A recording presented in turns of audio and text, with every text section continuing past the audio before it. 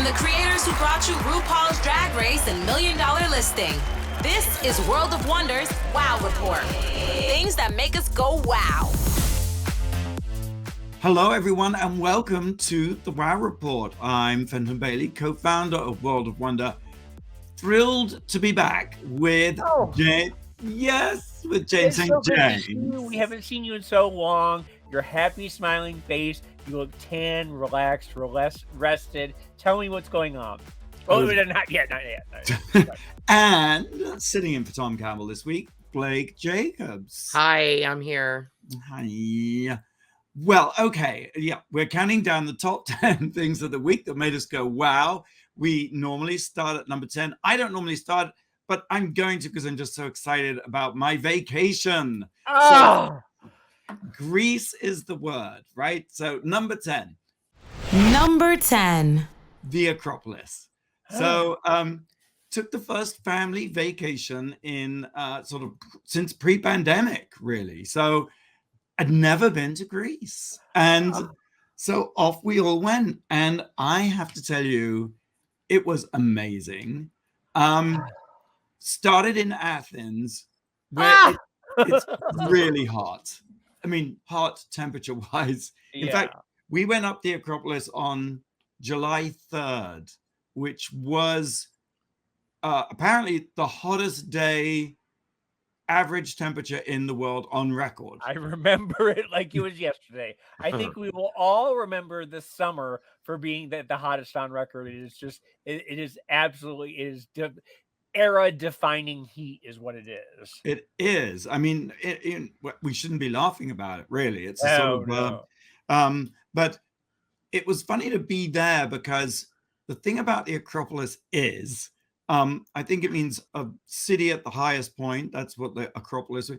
And yeah, you start at the bottom and you climb up, and it is a long climb.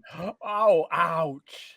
There is a people traffic jam there are literally, I think before midday, something like 11,000 people go up there. And there's one point where you're approaching the temple and the steps, it's a massive humanity. You cannot move. It's almost the weird thing about it is, if you think about it, I'm sorry, just the fact that for hundreds of years there has been a mass of humanity there going to see. It has just been 1,000 years of people doing that visit that you're doing right now, making that pilgrimage. Yeah, right. You always see those like Facebook, TikTok things where it's like, look at this place in the floor at the bank where people have stood for 50 years, and just imagine those steps.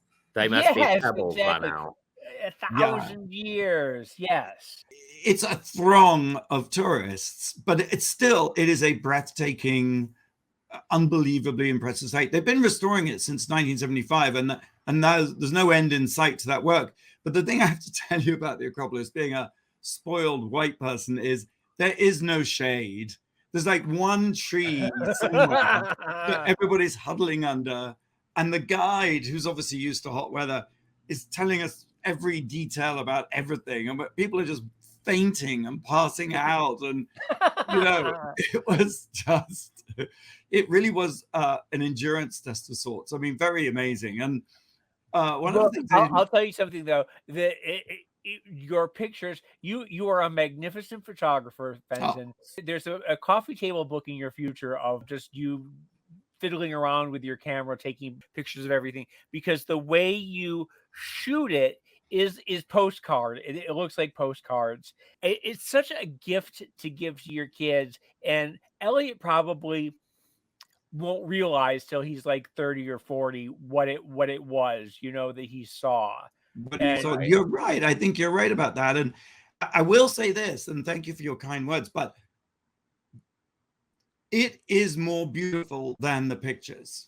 It's one of those places where you kind of can't take a bad picture, Yeah. The light is just golden and amazing. And even when you're like literally melting in the heat. I mean, Athens is kind of like this modern city, kind of this dusty city. And that, the usual thing about, be careful of pickpockets, because I got my wallet stolen. Oh, no. Yes. That's a good one to get. Snapped out of my sealed bag. I know I'd just been to the ATM. I'd just gotten euros. I had some dollars, all my credit cards, my driver's license, Oh no! everything. And like at one point, I was like, "Vacation's over. We've got to go home." But fortunately, Nolan had an ATM card that from his trip to Japan, so we were like living off that. And that is a nightmare. That is a total nightmare. It was, and even as I was like dialing it, canceling all the cards, charges were going ping, ping, ping, ping, ping. They Oh, no time in getting to work with the cards, with the credit cards. So that is a nightmare. And the other thing we did is the guide. I mean, it was a massively long tour, this Acropolis tour, and the final bit was you get down and you go to the museum. And Elliot had just had enough and was like, I wanted to eat something, and we decided instead to go to the beach, which was really nice. So I bet. But the other thing is, a couple of days later, they closed it because it was just too hot. And the Red Cross were there, and people were fainting, and they were handing out thousands of bottles of water, which I guess is making more pollution of plastic and more global warming. The whole thing is a disaster, an eco disaster, but really glad to have seen it. So, did no one know to bring a little parasol? I know, we should have. We only had one hat between the three of us that we were passing around. Well, you know what? Like I said, though, I remember on family vacations, and I remember when I went to like Provence and stuff in high school, and I saw with my French class, and I saw like the Pont de Neuf and things like that, and stuff that I didn't appreciate at the time, but looking back on now, and when I see like Marie Antoinette's Versailles and things like that, and I was like, oh my god, I was there, and I think that for Elliot, it will sort of even all the nightmarish things. From what I saw, later on, what you're going to tell us some of the islands and things like that. It will be a magical vacation that he'll remember forever. I hope so, because and Nolan too. I mean, it's going to be one of those ones. His teenage years. I would love to go see that. I've only seen the oldest stuff I've seen is like in Washington D.C. and that exactly Europe has some real history. Well, it's that Eddie Izzard joke where he says, how in America, like you said, Blake, everyone is like, this building has been here for 50 years. Yeah. Can you imagine 50 years? And America's like, and why is that iconic? And then they have something that's like 5,000 years old. Yeah. Well, I mean, it's crazy, isn't it? It was built in 432 BC. So what is that? That makes it 2,455 years old. And essentially, that's the Roman era right there, and there was the Greek civilization before all of that. So there was thousands of years before that you're standing at. Anyway, we do have to move on. I'm sorry, I know it was sort of poetic and a bit tragic to be standing there as this searing heat. The end of civilization on the Alpha and the Omega. We're at the beginning point of civilization, and also kind of at the end point, the beginning of the end. Dear God, Benson, that's a downer to end on. Jesus. Well, let's move on then. Let's go on to number 9. Number 9. Talking about the epoch of a civilization, I want to talk about the Troye Sivan music video for Rush. I feel the rush, addicted to your touch. Is it a padam padam? Well, I think when we look back on the summer of 27, we're going to look back on the heat, as you just mentioned. We're going to look back on the Barbie pink carpets. We're going to look back on Padam Padam. We're going to look back on the Trump indictments. And I think one of the era-defining songs of this summer, especially for it's a game changer for Troye Sivan, who's never really had a hit. This is the song Rush. It's a dirty, sexy poppers anthem. It is sexy, sexy, sexy. It's unapologetically queer. It's sort of soaked in an after party dissipation. It's like if Larry Clark and Harmony Korine were doing music videos in 2023. It's sweaty, it's lewd. Who's that German photographer? Helmut Newton. Oh gosh. Oh, now I got to think of it. Because it was shot in Berlin, the video, right? It's shot in Berlin. Yeah. Well, it's like I said, unapologetically queer. Slava Mogatin. It's very Slava. Yes, yes. And there's been a lot of online discourse in which people have been saying, that there's not a lot of diversity. Not a lot of body types. Yeah, it's all skinny white twinks. Blah blah blah. But if you think about it, Troye Sivan's whole brand has always been skinny white twink, and to expect anything other than skinny white twink when you're doing a Troye Sivan video, it's his aesthetic. That's his whole brand. That's who he is. And there is diversity out there. I was saying, if you want diversity, Sam Smith is out there, but y'all aren't ready for that conversation yet. That there is something else, but Troye is what he is. And it's interesting because I wish Tom were here, because I had said earlier in the summer that The Idol was a disaster, of Epic Me. But the only two people who are going to walk out of The Idol were going to be Troye Sivan, who is going to walk out unscathed, and Hari Nef. And Hari Nef is in the Barbie movie, and Troye has this. And so I think that, The Weeknd and Lily Depp Rose are saying for a while. But I think that Troye Sivan, this is the summer of Troye. The summer of Troye. Oh my gosh, that. Helen of Troye and Troye Sivan. We bookended it. Right. I thought the video was pretty arresting. And but also, what did you think of his previous single? Wasn't it Bloom? All about anal sex? Yeah. Well, that's what I'm saying. He has a brand. He knows his audience. He knows what he's doing. And a popper anthem is just what we needed at this moment. Now, you said, James, that we all had to watch this video. And I did my homework. And you were looking for, what was your what did you think we were going to say? Well, I just wanted you to as I am gushing on and on about it, I wanted you to be able to have an opinion. Clutch my pearls and say I'm outraged and disgusted. No. I thought you were going to see it for what it was, because it just feels like just a big gay. I think we're gonna be talking about it for a while. My favorite thing in the video is when two guys are holding him up by his legs over some kind of keg thing. Doing a keg stand, yeah. I thought that was really great. And then that middle eight where he looks like he's pukes up or something, and everything goes in sort of slow motion, trippy, sort of like a K-hole, I suppose.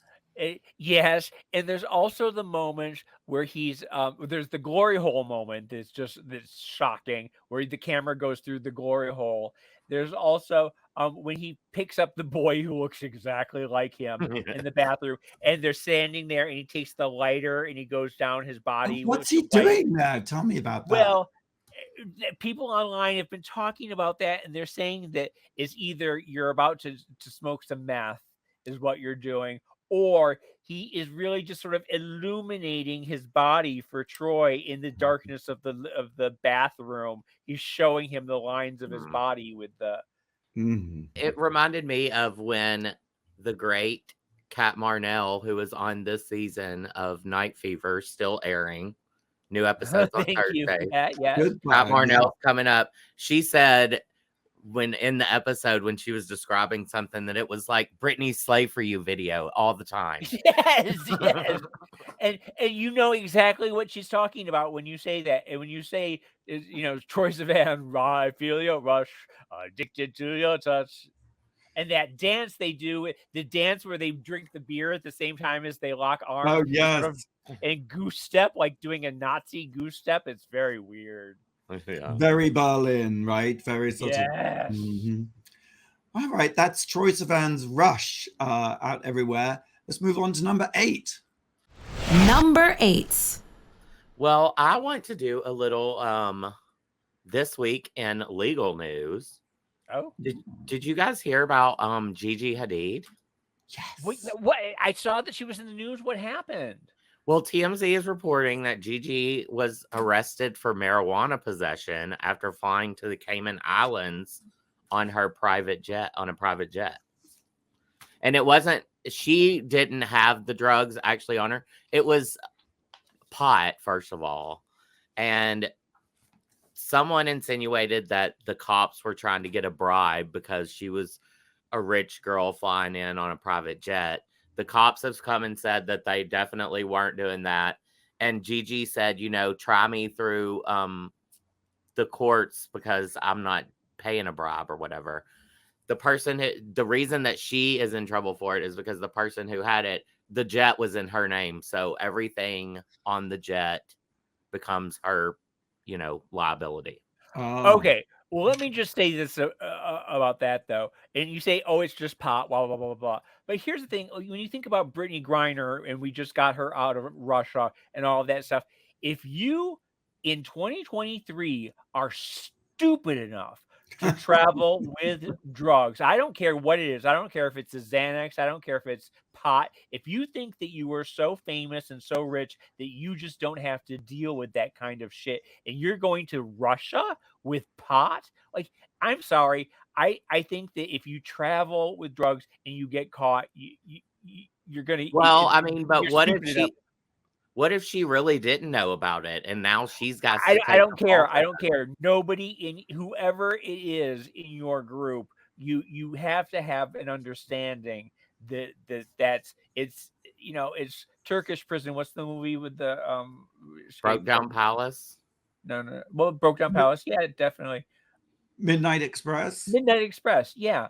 I mean, it's hard to feel sorry for Brittany Griner, and it's hard to feel sorry for Gigi Hadid when I'm sorry. I'm sorry. I don't feel sorry. Sorry, I'm sorry. Yeah, I'm sorry. I can't feel sorry for you. I just don't do shit like that, you entitled little brat. Whoa. Okay. And I'm stupid. I remember in the 80s, I would travel, I would go on Club Kid excursions and I would try and hide my little stash or whatever like that. But I was stupid, and I know better now that I would never, ever, Well, I think it's one thing domestically and a completely different thing internationally, too. Yeah. So. I think it's jet envy. I am like pissed off at Gigi Hadid, Yes. and I'm Schadenfreude a little bit. Is that it for legal news, Blake? That is all I've got today. Oh, okay. All right. Well, shall we take a break? Let's. All right. Tonight, all new All-Star winner will be crowned on RuPaul's Drag Race All-Stars 8. Are you Team Jimbo or Team Candy? It's a nail biter. It really is. And I know who I want. I'm not going to say, of course, but and it's just the Twitter. I can see the outrage mounting. No matter who wins. I think I know who you want. I know who you.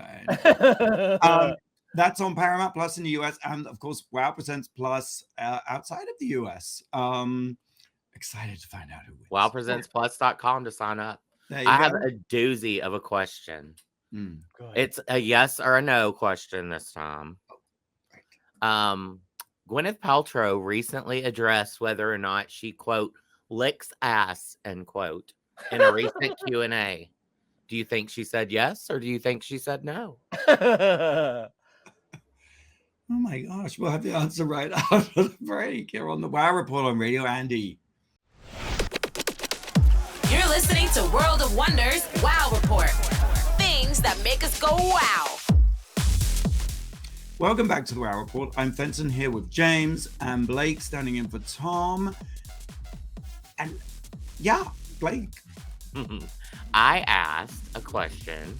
It's a simple yes or no question this week. This week, Gwyneth Paltrow was asked whether or not she, quote, licks ass, end quote, in a recent Q&A. Do you think she said yes, or do you think she said no? Well, I'm going to say that the woman who has a vagina-scented candle is going to say yes. I think she's a dirty birdie, and she and her girlfriends will all get together and cackle about it afterwards. And,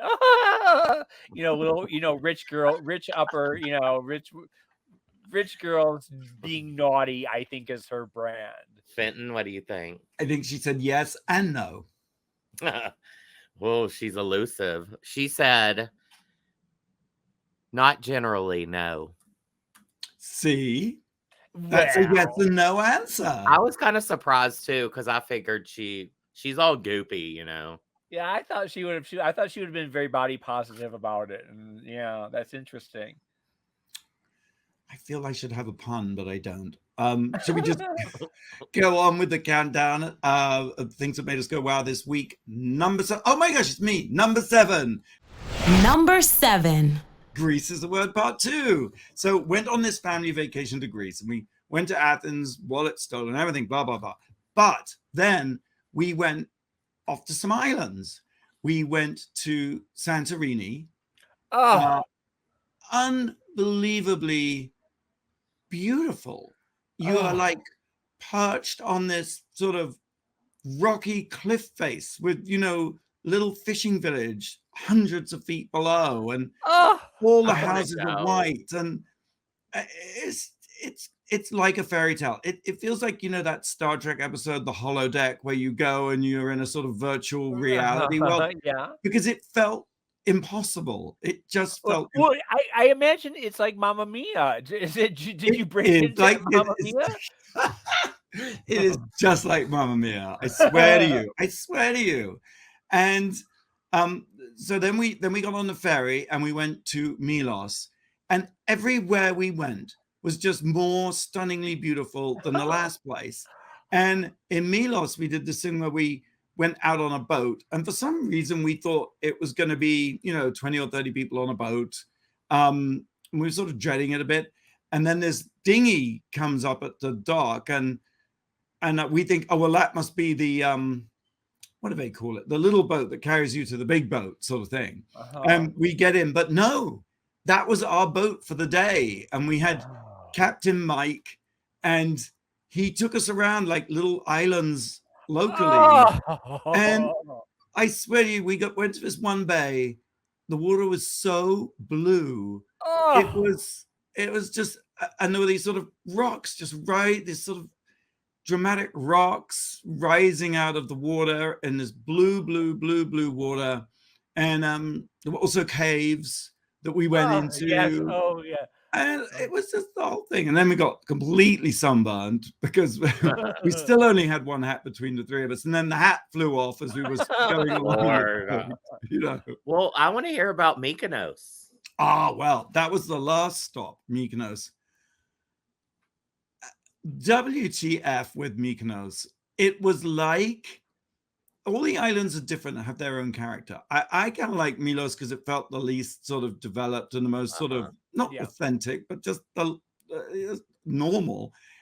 Whereas Mykonos is like, I've never been to Ibiza, but Ibiza meets Vegas meets some sort of Euro disco trash, and it's filled with sort of crypto influencers and drug dealers. I think very Nice, it's very swish, and there's beach clubs and Escalades just pulling up, disgorging women in sort of little bikinis, and everybody's Instagramming themselves. Like, one woman walked into this restaurant with the phone up like this, just walked in, didn't see just live streaming herself.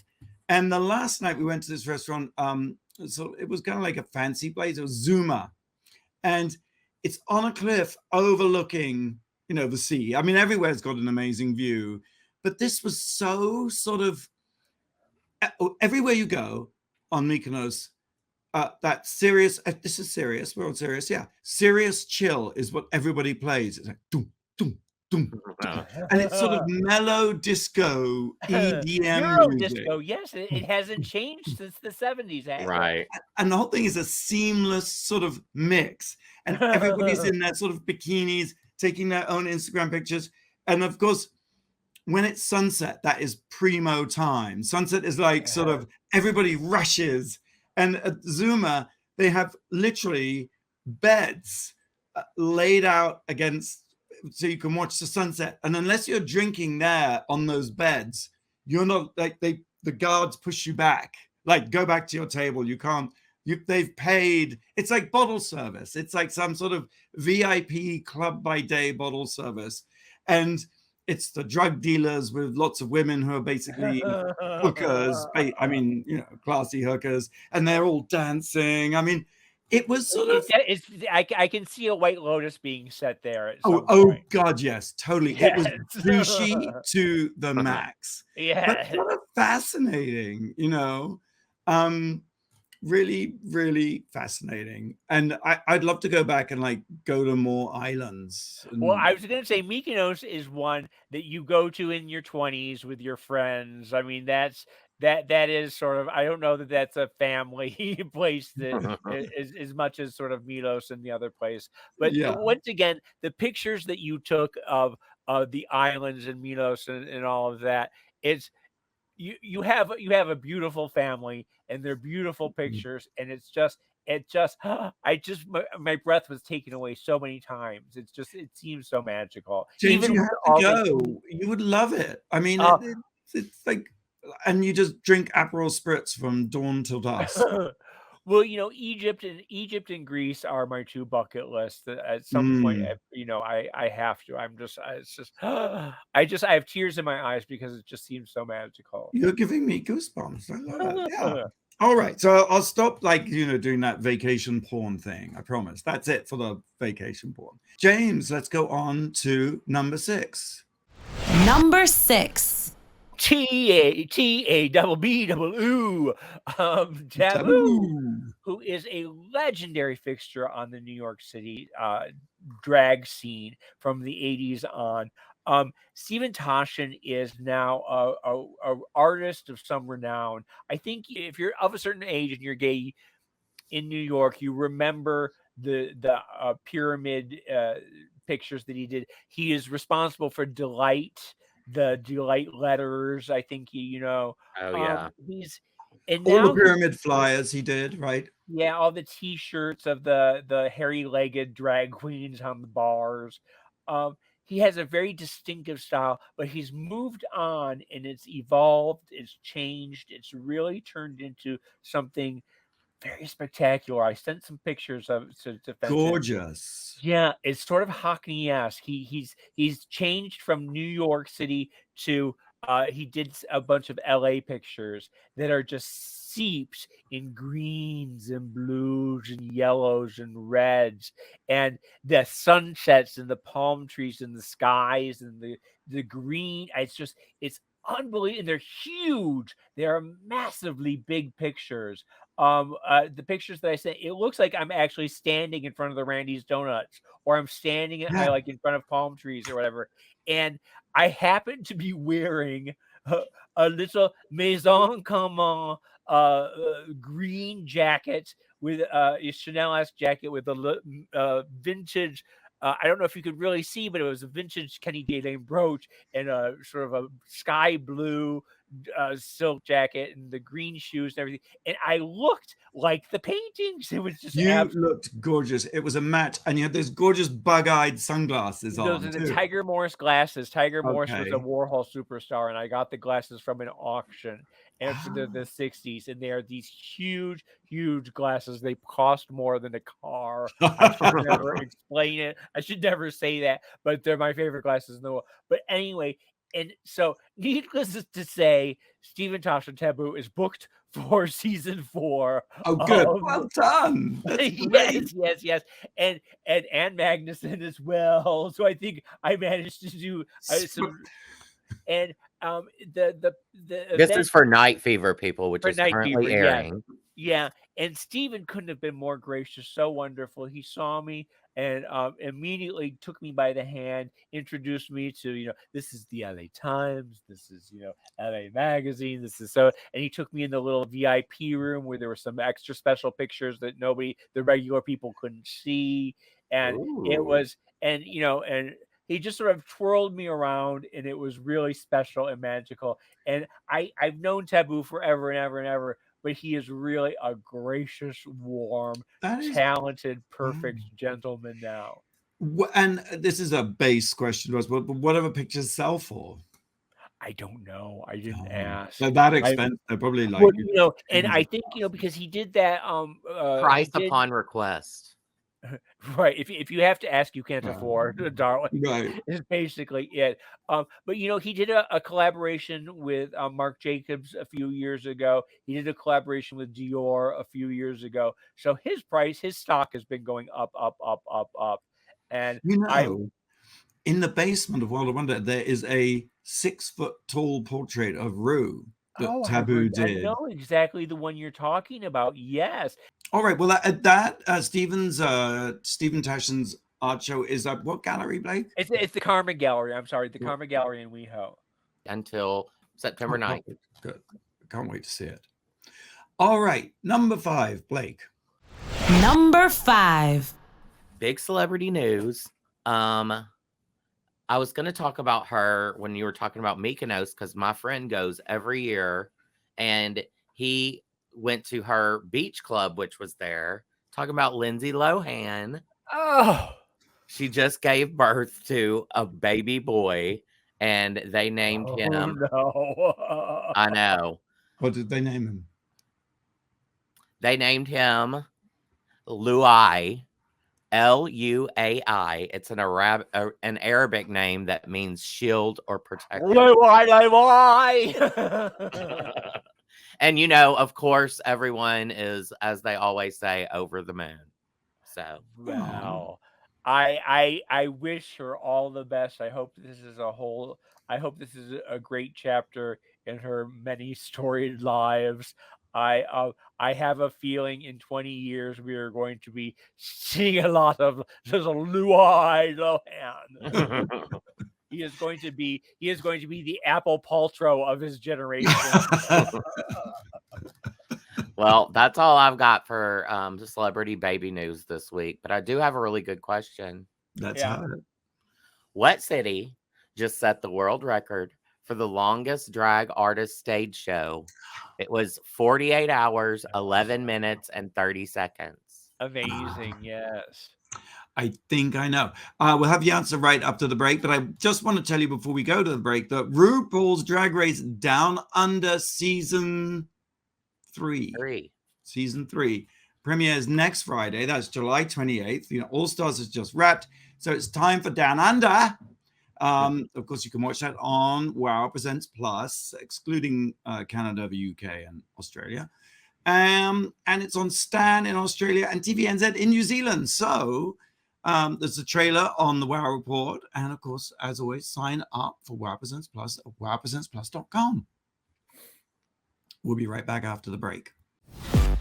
You're listening to World of Wonders Wow Report. Things that make us go wow. Welcome back to the Wow Report. Fenton here with James and Blake. We've been counting down the top 10 things of the week that made us go wow. And finally, Blake has asked a question that I think I might know the answer to. What city just set the world record for the longest drag artist stage show? It was 48 hours, 11 minutes, and 30 seconds. Fenton, go ahead. Portland. Yes. That's correct. And you can read all about it on the Wow Report. Have you seen the Taylor Mack film? Oh, I was going to watch it this weekend. I was going to talk about it next week. Yeah. Should we talk about it next week? I'll watch it this weekend. Perfect. Because Taylor Mack is a drag artist. That's right. And does this 24-hour show that Friedman and Epstein, who won the Celluloid Closet Oscar, the Oscar for the Celluloid Closet, have made into a documentary, and it's on Max, I think. Yes, it is. Well, I do just want to say, going back to the Portland event, It was I think in honor of Darcel, wasn't it? Who was the world's oldest performing drag queen? I Who believe recently so. passed. I believe it was at an event named after her. Darcel was a drag queen who was in her 90, I think, when she died, and 92, I believe. 92, and she performed at her club that she got in the 1960s at that place. Darcel, I can't remember the name of it, but she performed there for 50 years every Tuesday night, and she passed away recently, and so it was in honor of her, and I think the money went to charity or whatever as well. But I've been to Darcel, and she's very funny because I did a daily freak show when I was in Portland, and I went to go see her. And I ran up to her and I was like, Darcel, it's James St. James. This is Daily Freak Show. Da, da, da. And I was like, threw the microphone in her face. And she was like, hold on a second, honey. Hold on. Back up. Back up. You're getting in my face a little bit, honey. I don't know you. I don't know who you are. And she like sort of put me in my place because I was a little too much for her. My energy was a little off-putting to her. But I if you get a chance to go back and check out, in the 2000s, I went to go see Darcel in Portland. Oh, that's a fantastic story. All right, we're counting down the top 10 things that made us go wow. We've reached number 4. James. Number 4. The King Who Never Was is a 3-part docuseries on Netflix that I just discovered, and it's an Italian documentary that I think you might be sort of fascinated in. It tells about the exiled king to be, I guess, the king in waiting, Vittorio Emanuele from the House of Savoy. Okay. And in the 1940s, when he was a child, he was the heir apparent to the King of Italy. But during Mussolini's rise to power, the Italian royal family was exiled from Italy. And so he never got to take the throne. Okay. As a child, he was told he was going to be king. It's sort of one of those, he was the golden, beautiful blonde boy, and he was from the House of Savoy, the fabled House of Savoy that goes back centuries, and he is sort of an entitled brat, I guess, is what you could say. And he's an old man now, and he's interviewed throughout. And the story is that when the family was exiled, they got an island, the island of Cavillo, and in the 1970s. He sort of presides over this island, this paradise island, with his family. And one night, a group of aristocrats shows up on boats, 3 different boats of titled aristocrat teenagers, hedonistic teenagers in the 1970s, rich. Okay. And they sort of, they're partying on the beach. They're running around naked. They're being just titled, heirs and heiresses, brats. And they're making fun of the king. They go to a restaurant and they're like, hello, your honor. Hello, your highness, your highness. Oh, may we bow to you. And he's getting madder and madder and madder at this group of just brats that are on the island. And during the nighttime, when they're all asleep on the boats, there's 3 boats of these titled brats that have been partying all night. And one of the drunken teenagers takes the king's buoy, a little tiny boat, from the king's yacht and drives it out to their boats. Okay. And he's sleeping on it. Well, the king is furious. King Vittorio Emanuele. He's absolutely furious. And he goes, he gets his boat, he gets his shotgun, and he goes and he says, "Goddamn kids, don't you take my fucking dinghy." He's screaming and shouting and swearing in in Italian. And he shoots and he kills one of the kids. No. And the kid was just this beautiful, beautiful boy who wasn't supposed to be on the trip in the first place. His sister went on to become a supermodel in the 80s. And what happens is they arrest Vittorio Emanuele. They put him in prison, but just for a month. And then he gets out. And what happens next. Evidence starts disappearing. The king gets off scot-free, and this boy who is dead, and it becomes this story of privilege getting away with murder. And And he did it. You know he did it, or did he do it? Because then there's another gun that's introduced. It's this whole mystery that sprouts up.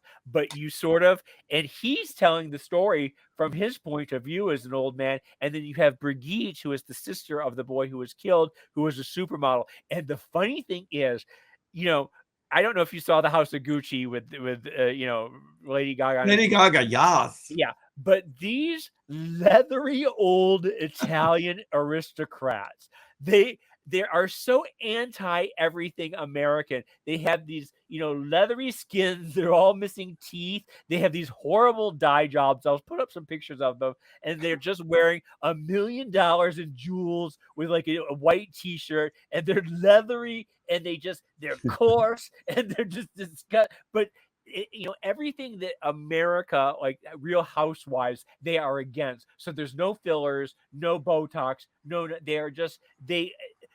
aristocrats in Europe age naturally.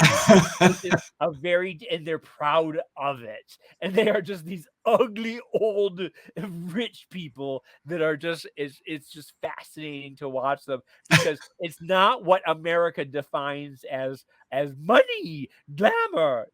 They are gritty, but just you look at them and you say that is money right there. Oh. They're so ugly. They're so ugly they can afford to be that ugly. So you watched the whole thing? Yeah, it's fascinating. And you recommend it?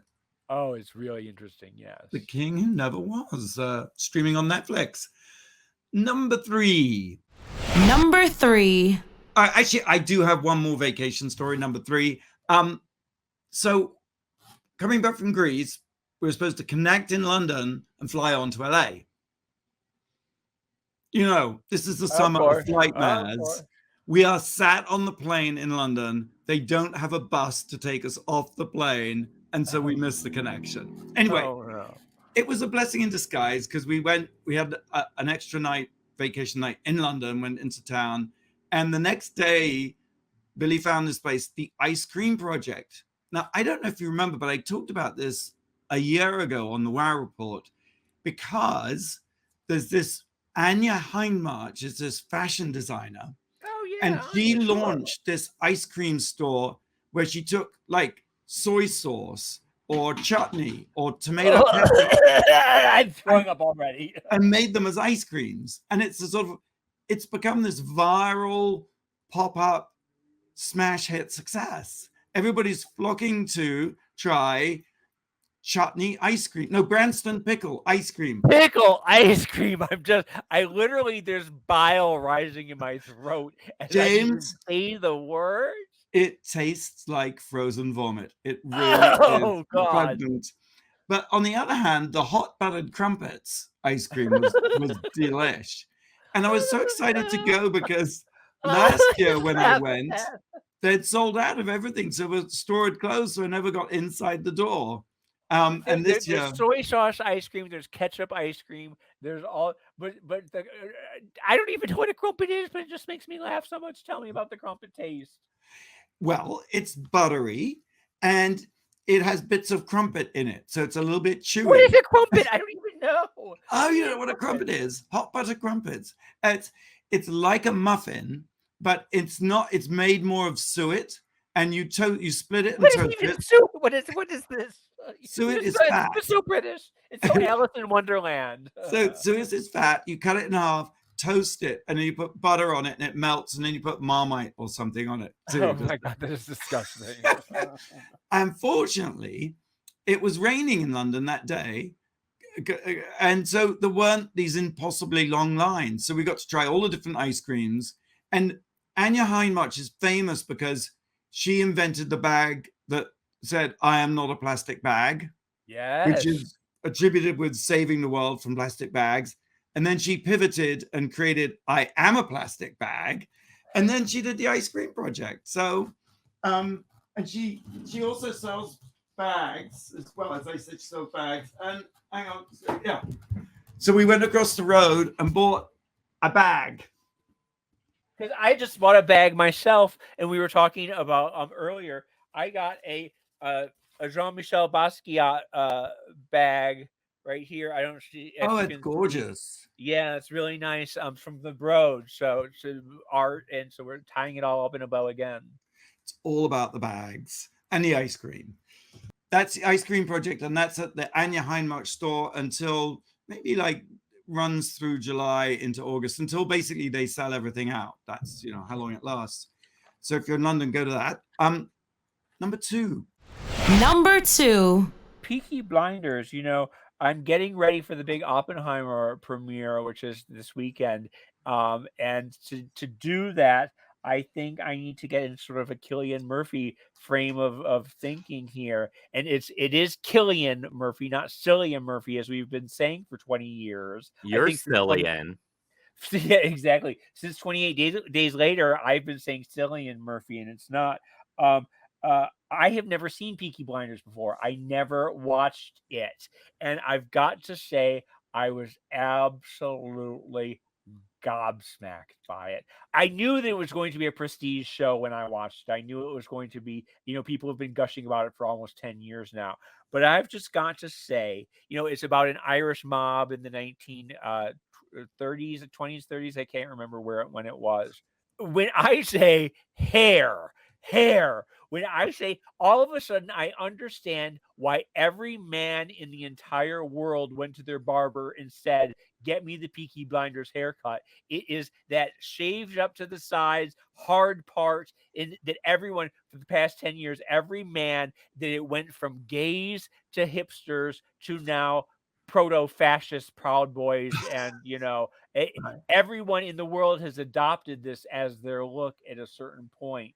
And the hair is just, you can't stop looking at the hair and the fashions. You can't stop looking at Cillian Murphy's eyes. He has these blue eyes that are absolutely unbelievable. He's got these cheekbones. He's so interesting. And I say all of this because I didn't understand a damn thing that goes on in the show, because these thick Irish brogues that they talk in, I have no idea what anyone is saying.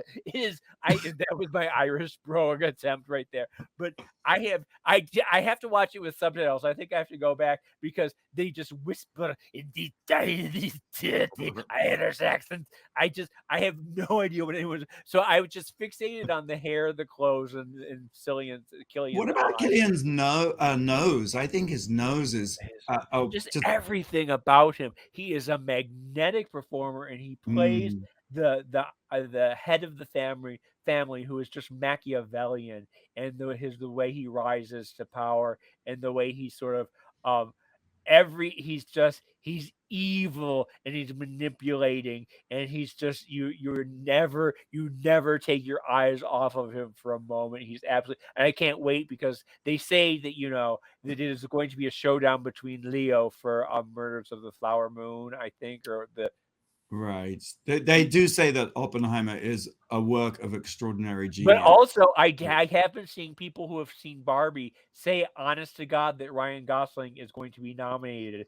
That it is out of the park. So I think we're going to have Leo versus Ryan Gosling versus Cillian Murphy, and I think Cillian is probably going to walk away with it. You've been following the Barbie Hammer meme? Barbenhammer, yes. It's so good. Hopefully by this time next week we can all talk about Barbie. Yeah, that's what we have to talk about next week. Yes. I'm seeing it tonight. But anyway, you guys, if you haven't watched Peaky Blinders, and I sort of got from the blank faces from both of you that haven't. No, I have not. But you know, you've heard, you've been a part of, you know. Oh, it's acclaimed and people love it. And, you know. Yeah. And when I tell you that it is up there with any of the best prestige, you know, series you've seen in the last 10 years, it's up there with all of them. Well, that's Peaky Blinders. Is that on Netflix? It's on Netflix, yeah. Right, okay. We're going to take one more break. And I just got to tell you, Drag Race Philippines Season 2 premieres August 2nd. So this is definitely a Drag Race summer. And of course, you can watch it on Wow Presents Plus worldwide. And on that note, let's take a break. When we come back, the number one thing that makes us go wow. You're listening to World of Wonders Wow Report. Things that make us go wow. All right, welcome back to the Wow Report. I'm Fenton here with James and Blake. We've been counting down the top 10 things of the week that made us go wow, which means we have reached number one. Number one.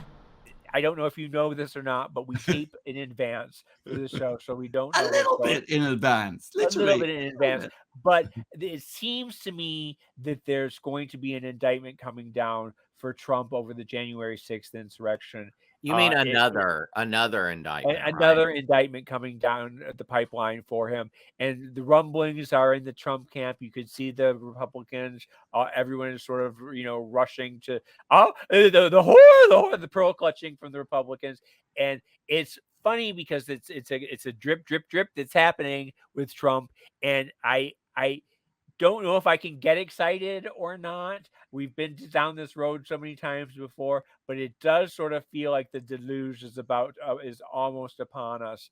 And I don't know. Just what are your thoughts? I have a feeling, Trump's numbers are only going up among his base. They are, everyone is defending. At what point do the rats jump off the sinking ship, or will they go down with it?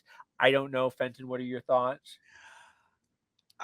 Trump's survival ability has defied any kind of natural laws this far. And I like you, I so want his life to come to a cruel and horrible end, but it just doesn't seem to happen. I mean, good God, the guy's obese and totally unfit. He should have died of 1,000 other things by now. And the thing is, we all know if he gets elected, if a Republican gets elected, it all goes away. Any Republican, even if it's not Trump, they make it go away. And so we are all hanging on a thread here, waiting to see what will happen. And we know that the Mar-a-Lago case, the documents case, it's a Trump judge. It's going to be a Trump jury. So, I mean, we can't count anything out. No. What's going to happen. No, I know. Blake, what do you think?